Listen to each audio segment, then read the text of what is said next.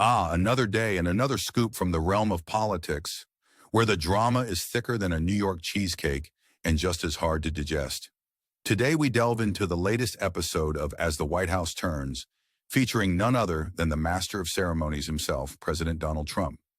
In a world where political sagacity often takes the back seat, Trump continues to serve us a buffet of bewildering insights, this time targeting none other than former First Lady Jill Biden.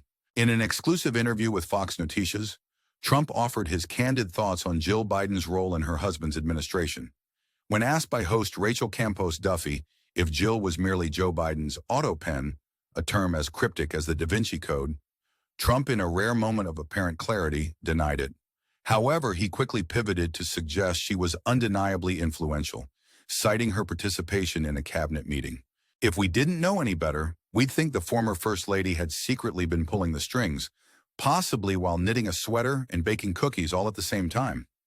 Multitasking goals, anyone? This particular cabinet meeting in September 2024 has been the subject of much intrigue and conspiracy, with whispers suggesting Jill was more involved than a parent at a high school bake sale. The idea that she could have been the mastermind behind the scenes is about as plausible as a unicorn leading the charge for climate change action. Fascinating, yet utterly incredulous. Trump, never one to shy away from hyperbole, attributed the supposed influence over Joe Biden's administration to radical left lunatics. According to him, these shadowy figures filled the administration like a rogues gallery of comic book villains, manipulating the bewildered former president like a puppet on tangled strings. Somewhere in an alternate universe, a group of these so-called radical left lunatics is likely plotting their next move, perhaps over a vegan latte in a dimly lit coffee shop. In the grand tradition of political theater, Trump also took the opportunity to remind us of Joe Biden's health and cognitive fitness, or in Trump's view, the lack thereof. This is, of course, part of a long-standing narrative that paints Biden as being less coherent than a toddler after a sugar rush. Books galore have dissected Biden's term, offering a glimpse into what some claim was a presidency fraught with cognitive lapses. It's almost as if these authors have a secret hotline to the inner workings of political minds, or at least a vivid imagination.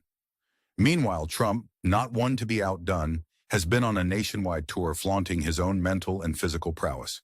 Fresh from his annual physical at Walter Reed National Military Medical Center, he declared himself in very good shape.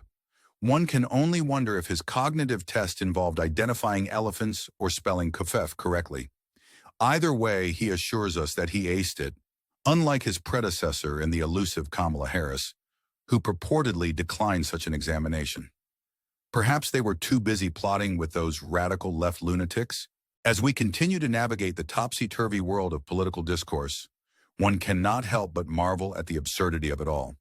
Here we are, dissecting the supposed machinations of a former First Lady and comparing cognitive test scores as if they were Olympic medals.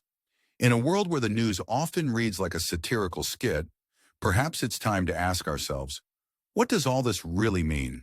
Are we witnessing the unraveling of political sanity? Or is this just another act in the never-ending drama that is American politics? We'd love to hear your thoughts on this spectacle. Do you think Jill Biden was the secret puppeteer behind Joe's presidency? Or is this just another chapter in the book of political tall tales? Share your opinions in the comments below. After all, your insights are more valuable than a cognitive test result. And if you've enjoyed this satirical stroll through the political funhouse, why not join our community? Hit that subscribe button and give us a like. After all, in a world where reality often surpasses fiction, we promise to keep you entertained with the latest and greatest in political absurdity.